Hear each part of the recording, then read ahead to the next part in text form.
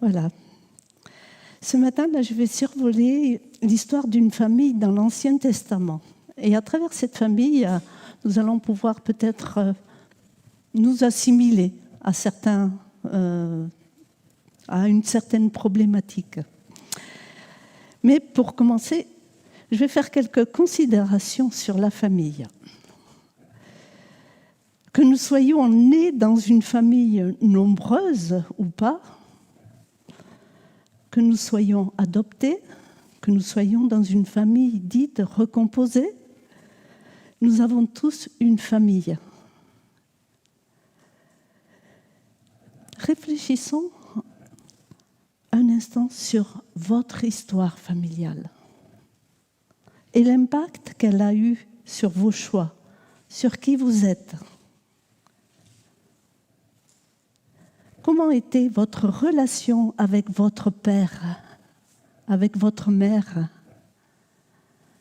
votre fratrie, frère, sœur, s'il y en a? Comment avez-vous été formaté, ou plutôt comment vous êtes-vous adapté? Ma façon de m'exprimer, de communiquer, ma façon de résoudre les conflits, mes tendances, mes réactions résultent bien souvent de mon histoire familiale. L'apôtre Paul, aux Éphésiens, voici ce qu'il leur dit, c'est une prière. « C'est pourquoi je me mets à genoux devant le Père, de qui dépendent comme d'un modèle toutes les familles des cieux et de la terre. Je demande au Seigneur qu'il vous accorde à la mesure de ses glorieuses richesses d'être fortifiés avec puissance par son esprit dans votre être intérieur. Que le Christ habite dans votre cœur par la foi. Enraciné et solidement fondé dans l'amour, vous serez ainsi à même de comprendre avec tous ceux qui appartiennent à Dieu combien l'amour du Christ est large, long, élevé et profond. »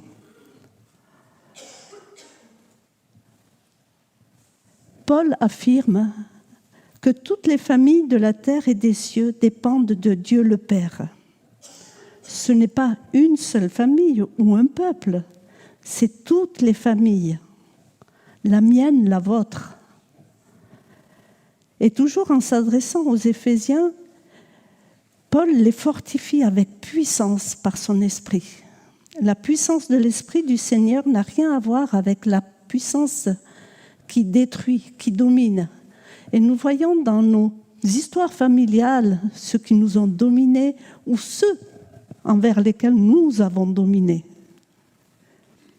Mais j'aime ajouter et penser que cette puissance est la puissance de son amour. Ça change ma perspective, ça me rassure. Oui, l'Esprit du Seigneur nous encourage, nous réconforte et affermit notre foi. Tout cela pour parvenir à une stabilité dans notre être intérieur, dans notre cœur. Notre vie doit être enracinée et solidement fondée dans l'amour du Christ. La question est, ma vie est-elle fondée dans l'amour du Christ? Fondée, fondation, on pense aux fondations. Est-ce qu'elles sont enracinées? Est-ce que j'ai les deux pieds sur terre? Voilà. Sur quel roc j'ai fondé? Comment je me suis construite? Ma famille est-elle fondée sur l'amour du Christ? Pour ma part, non. À part moi et une de mes filles, voilà, le reste de ma famille, elle ne suit pas le Seigneur, elle n'est pas chrétienne. Mais n'empêche qu'elle dépend aussi de l'amour de Dieu.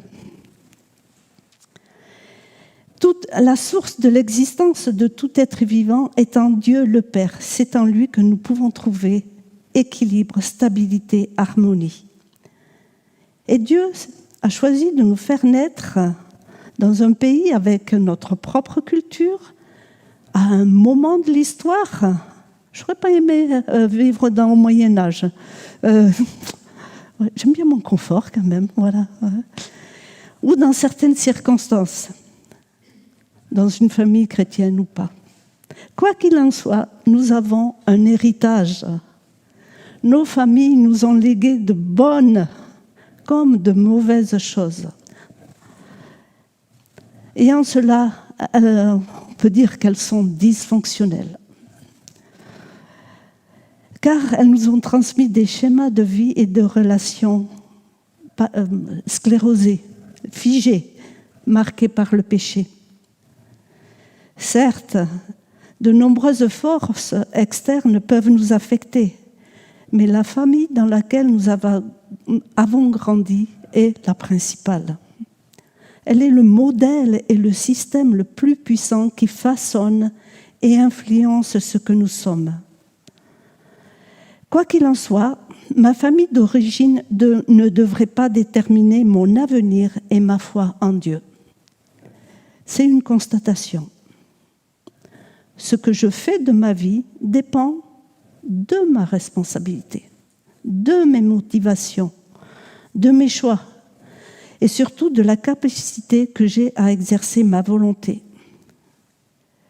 Nous disposons tous d'une volonté libre et active, une volonté alignée sur celle de Dieu. Mais nous ne la mettons pas toujours en action. Nous l'avons peut-être mis en action au moment de notre conversion, car c'est grâce à cette volonté que nous choisissons l'union et la communion avec Dieu, plutôt que de rester séparés de lui. J'ai le pouvoir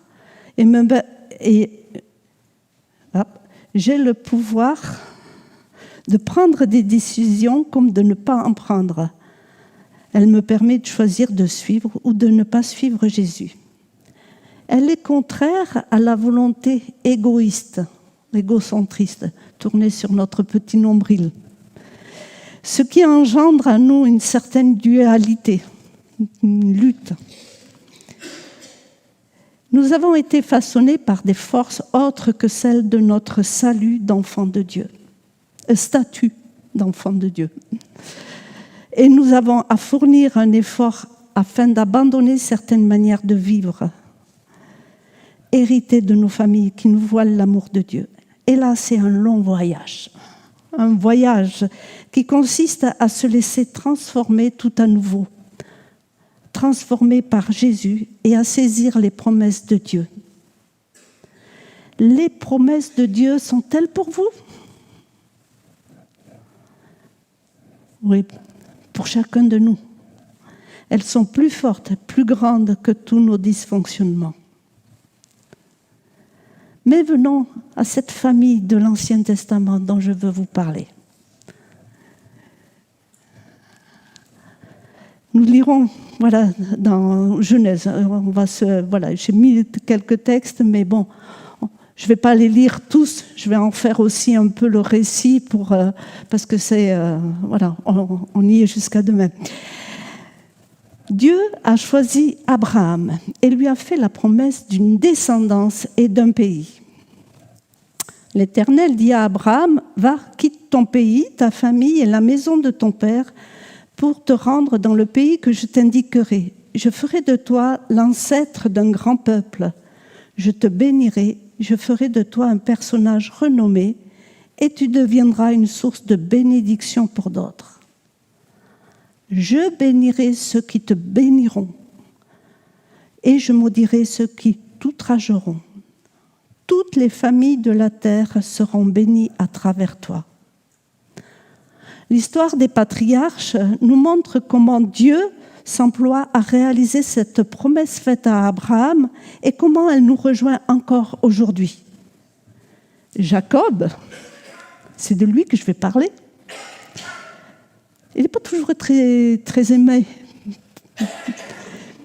Jacob était le petit-fils d'Abraham et il a vu les promesses de Dieu s'accomplir dans sa vie, malgré ce qu'il était. Sa réputation de menteur lui a joué bien des tours. Pourtant, il est né dans une famille dans laquelle Dieu était honoré, respecté.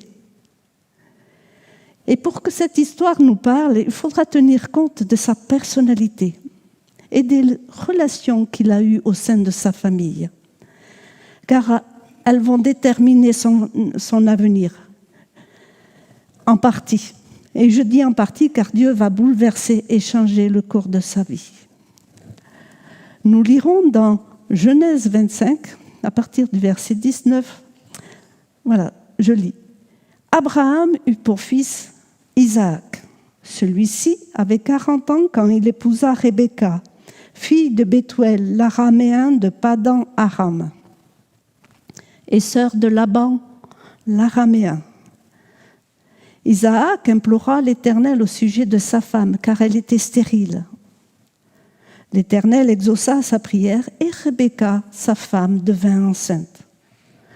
Des jumeaux se heurtaient dans son ventre et elle s'écria « Qu'est-ce qui m'arrive ?»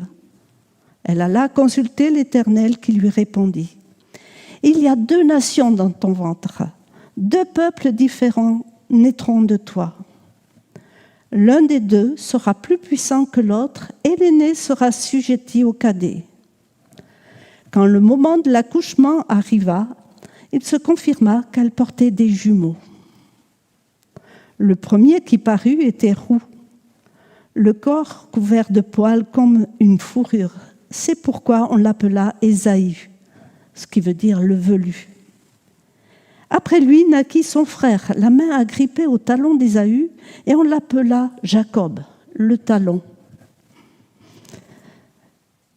Dans ce récit, nous voyons que Rebecca est déconcertée par ce qui se passe en elle. La rivalité entre les 2 jumeaux avait commencé dès la gestation. Ils se heurtaient, c'est-à-dire se donnaient des coups. En allant consulter l'Éternel, Dieu lui révèle que l'aîné sera assujetti au cadet, ce qui aura une importance pour la suite de l'histoire. Quelles étaient les circonstances de votre naissance ? Bon, peut-être vous vous en rappelez pas, mais vous en avez entendu parler. J'ai une sœur jumelle. Peut-être pour ça que j'aime bien Jacob, mais pas que. Les circonstances de notre naissance ont un impact sur ce que nous croyons. Par exemple, ai-je été désirée ? Est-ce que j'ai été accueillie ? Est-ce que j'ai été aimée ? Quelle place j'occupe dans la fratrie ?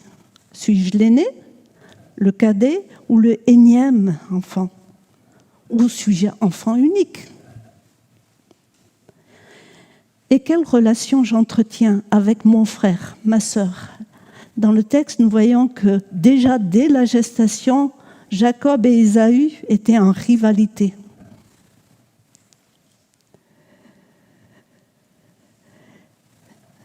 Nous lisons par la suite que les 2 garçons grandirent. Ésaü devint un habile chasseur qui aimait courir les champs. Jacob était d'un caractère paisible et préférait se tenir dans les tentes. Isaac avait une préférence pour Ésaü, car il appréciait le gibier, tandis que Rebecca préférait Jacob. Une bonne relation entre fratries va aussi dépendre de l'éducation et des soins que les parents vont apporter à l'enfant, les soins physiques, mais surtout soins affectifs. Et dans la fratrie de Jacob et Ésaü, nous voyons qu'il y a 2 personnalités, mais tout à fait différentes. Et cette rivalité, la rivalité qui existe, va être accentuée par le comportement des parents. L'un va préférer Ésaü et l'autre Jacob, ce qui aura des conséquences sur la personnalité de Jacob, parce qu'elle va se développer avec des carences affectives de la part de son père et avec une mauvaise influence de la part de sa mère. Jacob va être à la recherche de la bénédiction paternelle. il va utiliser la ruse, la tromperie pour arriver à ses fins.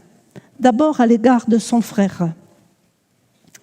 Jacob va négocier son droit d'aînesse, le droit d'aînesse d'Ésaü contre un plat de lentilles.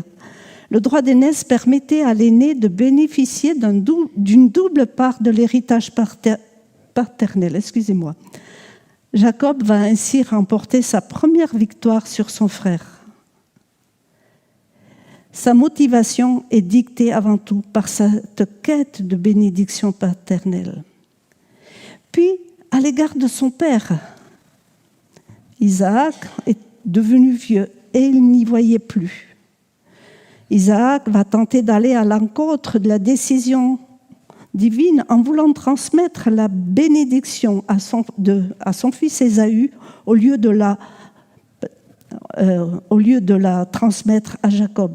Parce que Dieu a choisi Jacob dès le ventre de sa mère. Avec le concours de sa mère, qui va devancer l'action de Dieu, Jacob va tromper son père et il va dépouiller son frère de la bénédiction promise. Isaac bénit Jacob, pensant que c'était Ésaü. Il reçoit la bénédiction paternelle, mais il ne pourra pas en jouir parce qu'il l'a reçue en trompant. Jacob, oui, il aurait pu jouir paisiblement de son nouveau statut d'héritier, mais il doit fuir, car Ésaü veut se venger et le tuer. Et là, à nouveau, il va suivre le plan préparé d'avance par sa mère, qui va convaincre Isaac de l'envoyer chez Laban, son oncle, pour y trouver une épouse. Jacob avait-il le choix ? Avait-il le choix de dire non à sa mère ?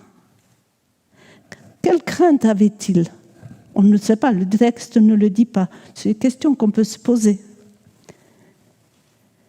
Bien qu'il soit adulte, Jacob était quand même sous l'influence de sa mère.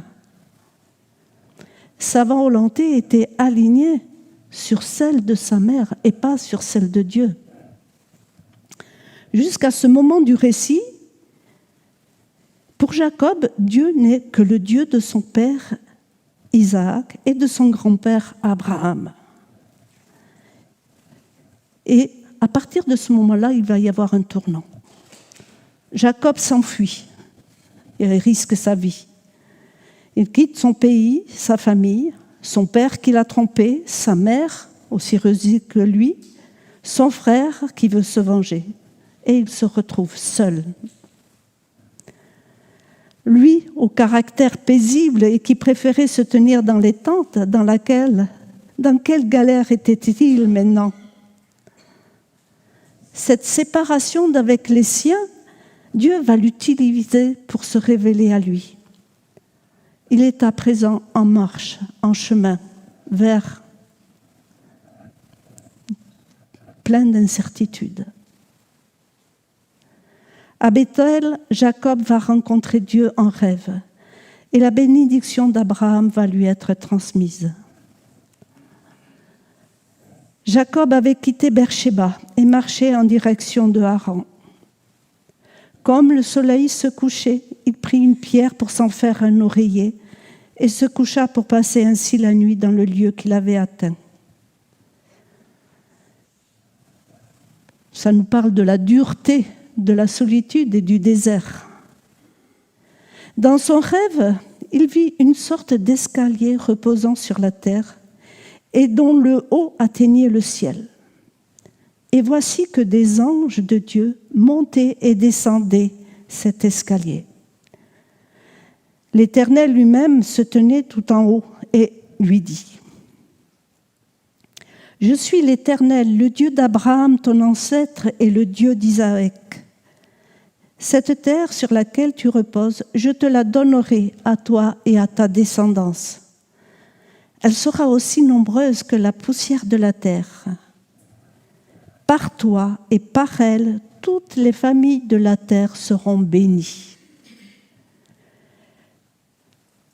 Pour la première fois, Jacob a une révélation de Dieu et envisage que le Dieu de son père et de son grand-père devienne un jour son Dieu. Dans le désert de nos vies, dans nos interrogations, et je m'en pose beaucoup, et je vous en pose beaucoup, dans notre misère de pécheurs, dans nos craintes, nos faux raisonnements, nos mensonges, Jésus vient à notre rencontre. Il est venu au cœur de notre humanité et par son esprit, il vient encore aujourd'hui nous montrer le chemin, nous révéler sa vérité, nous donner la vie. Jésus est cet escalier, ce pont qui rend possible la communion entre le ciel et la terre. Le ciel et la terre. Entre Dieu, le Père, et nous. Et il descend dans nos ténèbres, nos zones d'ombre pour y apporter sa lumière et pour nous réconcilier avec lui. Dans la nuit noire de sa vie, Jacob a une vision de la souveraineté de Dieu. Et voici, je suis moi-même avec toi, je te garderai partout où tu iras, et je te ferai revenir dans cette région, cette terre promise. Je ne t'abandonnerai pas, mais j'accomplirai ce que je t'ai promis. Cette rencontre avec Dieu ne va pas pour autant changer Jacob. C'est désolant. Il reste Jacob et les problèmes familiaux vont continuer, et même, je dirais, s'aggraver. Tout au long de son cheminement, Dieu va l'enseigner et va quand même lui montrer sa grâce. Le changement n'est pas radical, c'est parfois un long processus de frustration, de lutte intérieure, de souffrance, mais aussi de victoire. Jacob arrive à Haran et rencontre son aimable cousine Rachel, dont il tombe amoureux. Ça arrive, hein? Il est bien accueilli dans la maison de son oncle Laban, qui est le frère de Rebecca. Mais son amour pour Rachel va être gâché. Il devra faire face à la tromperie de son beau-père, de son oncle, et à la jalousie de ses épouses. Il y a quelque part, je me dis, Rebecca, Laban, maintenant Jacob, il y avait quand même une répétition de certains comportements malsains, je dirais. Jacob, le menteur, héritier de la promesse de Dieu, va apprendre le revers de ce qu'est le mensonge, car il va être victime à son tour du mensonge. Il va être malmené et il va subir les conséquences pendant une vingtaine d'années. Et bien des années plus tard, Dieu va l'appeler à retourner dans la terre promise. Je fais un vol, et vous pouvez, parce que sinon, voilà, c'est très concentré. Sur le chemin du retour, Jacob va être alarmé par l'arrivée imminente de son frère Ésaü, en compagnie de 400 hommes. Waouh! Et Jacob a peur. Le problème de Jacob se situe dans sa non-relation avec Dieu, nous l'avons vu. Et problème qu'il lui faut d'abord régler avant de pouvoir résoudre son conflit avec son frère Ésaü. Jacob a peur et dans la nuit, il se leva, amena ses 2 femmes, leurs servantes, et ses 11 fils, et passa le gué de Yabok. Après leur avoir fait traverser le torrent et avoir fait passer tout ce qui lui appartenait, Jacob resta seul. Alors un homme lutta avec lui jusqu'à l'aube. Quand l'adversaire vit qu'il n'arrivait pas à vaincre Jacob, il lui porta un coup à l'articulation de la hanche qui se démit pendant qu'il luttait avec lui.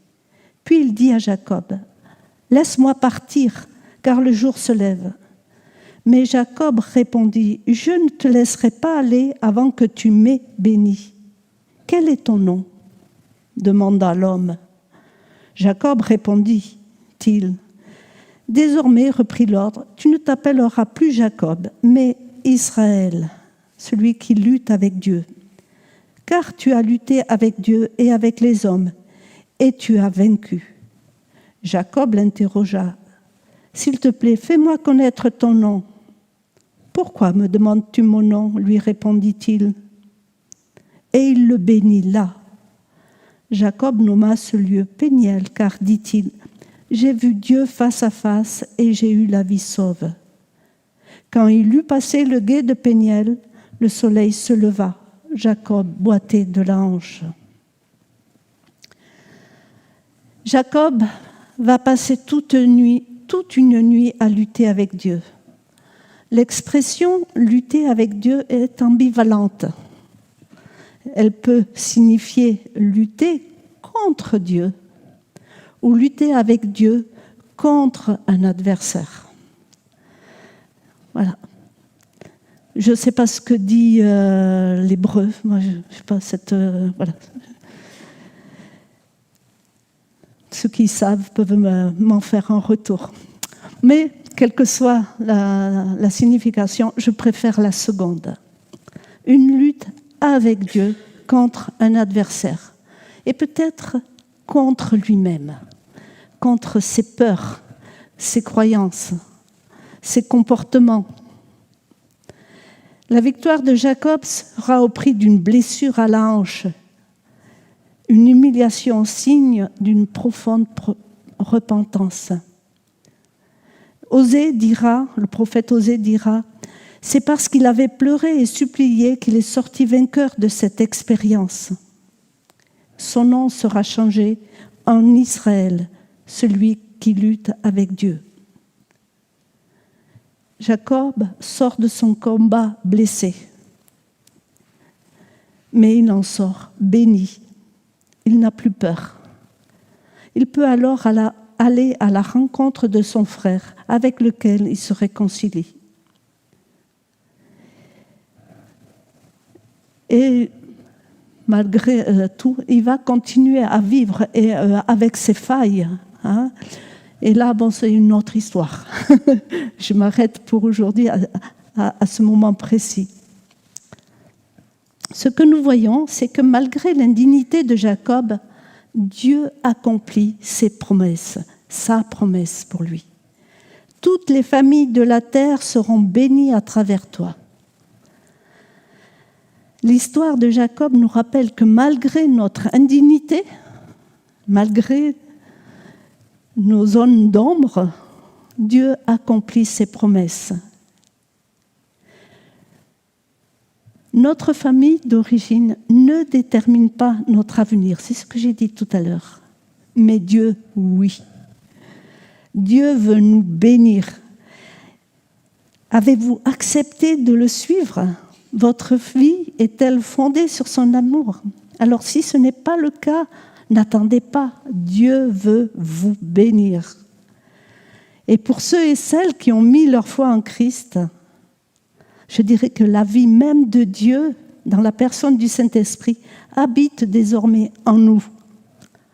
Nous avons reçu un cœur nouveau, une nouvelle nature, un esprit nouveau. Et nous sommes passés des ténèbres au royaume de lumière. Ce qui détermine notre nouvelle identité actuellement n'est plus notre famille biologique, n'est plus le sang de notre famille biologique, mais le sang de Jésus. Ceux qui sont conduits par l'Esprit de Dieu sont fils de Dieu.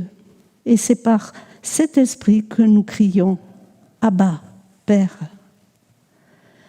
Nous appartenons à une autre famille, à la famille de Dieu. Nous sommes frères et sœurs.